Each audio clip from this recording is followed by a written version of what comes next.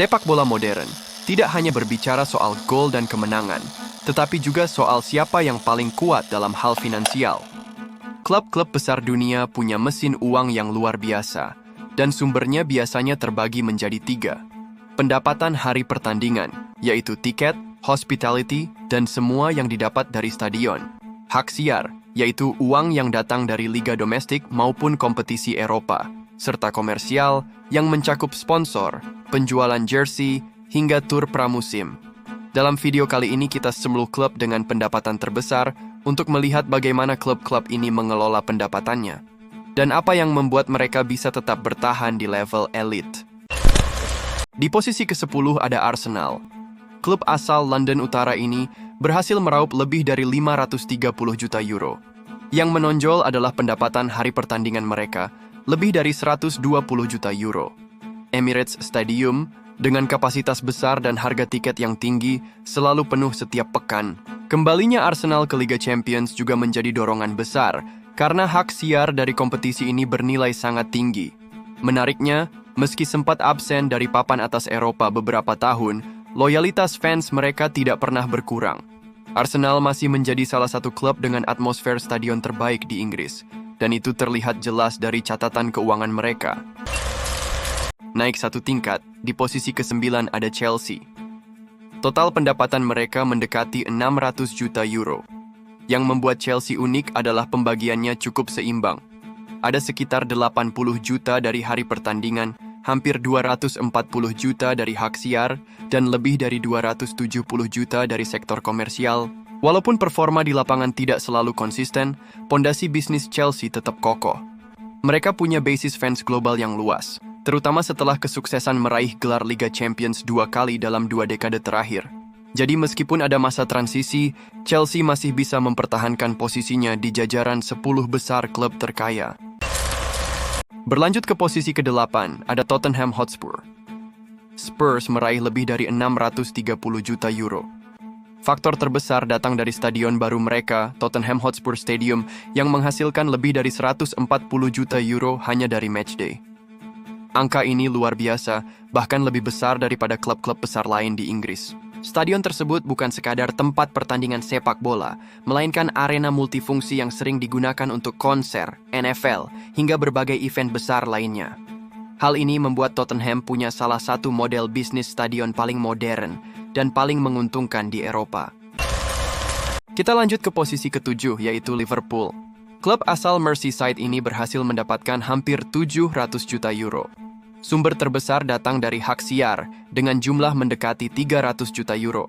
Hal ini wajar karena Liverpool dalam beberapa tahun terakhir konsisten tampil di level tertinggi, baik di Premier League maupun Liga Champions. Pertandingan mereka selalu menjadi tontonan menarik dengan rating televisi tinggi di seluruh dunia.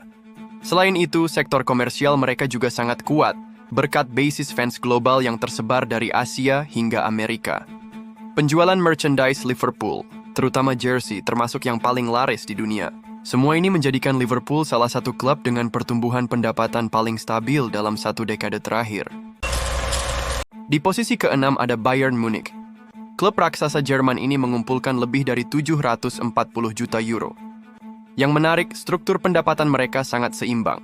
Sekitar 85 juta dari matchday, lebih dari 220 juta dari hak siar, dan lebih dari 430 juta dari sektor komersial. Bayern dikenal sebagai klub yang sangat stabil secara finansial. Mereka tidak boros dalam belanja pemain, namun tetap bisa bersaing di level tertinggi. Sponsor mereka juga luar biasa kuat, sebagian besar berasal dari perusahaan-perusahaan besar Jerman. Jadi, berbeda dengan klub lain yang sangat tergantung pada hak siar, Bayern justru punya fondasi bisnis yang solid dan relatif aman dari gejolak pasar. Di posisi ke-5 ada Manchester United. Klub berjuluk Setan Merah ini meraih total pendapatan sekitar 746 juta euro. Yang paling menonjol, mereka punya pendapatan hari pertandingan tertinggi di dunia, lebih dari 130 juta euro. Old Trafford, dengan kapasitas yang besar, selalu penuh sesak. Harga tiket yang relatif tinggi dibandingkan klub lain juga menambah pundi-pundi mereka.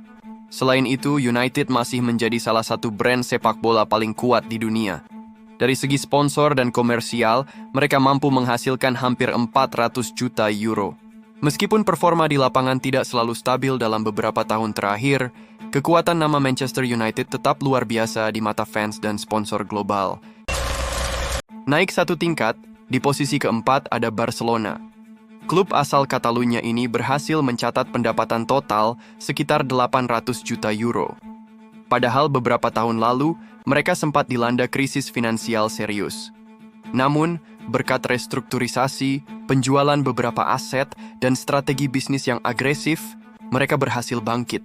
Dari sektor komersial, Barca mencatat lebih dari 440 juta euro. Hak siar juga menjadi sumber besar, dengan lebih dari 260 juta euro.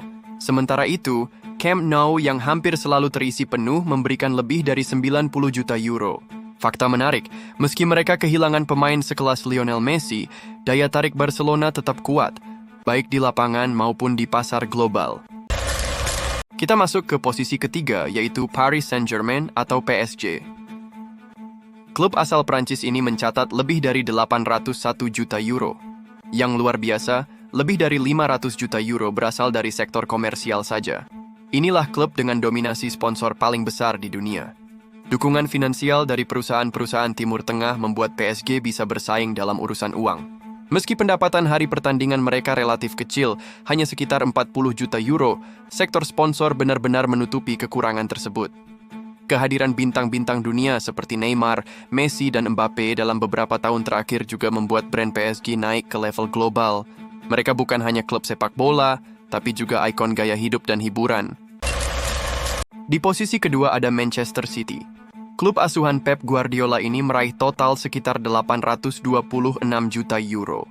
Sumber terbesar mereka adalah hak siar, hampir 300 juta euro, berkat kesuksesan luar biasa di Premier League dan Liga Champions.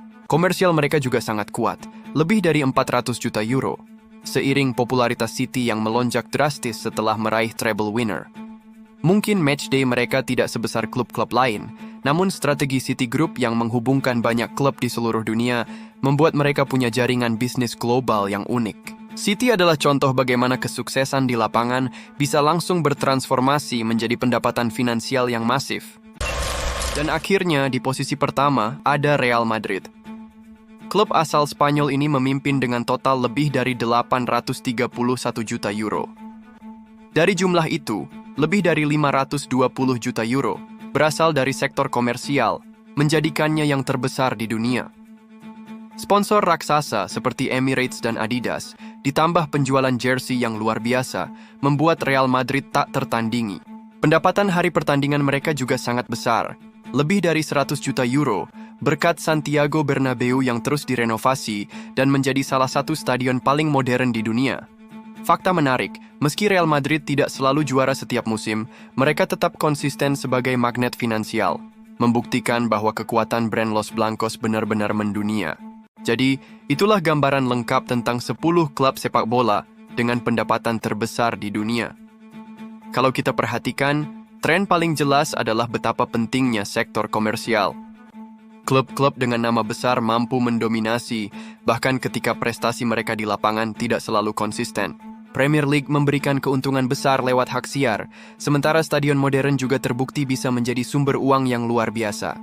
Pertanyaannya sekarang, apakah dominasi 10 klub ini akan terus berlanjut, atau justru akan muncul kejutan dari klub lain yang mampu menembus daftar elit di masa depan?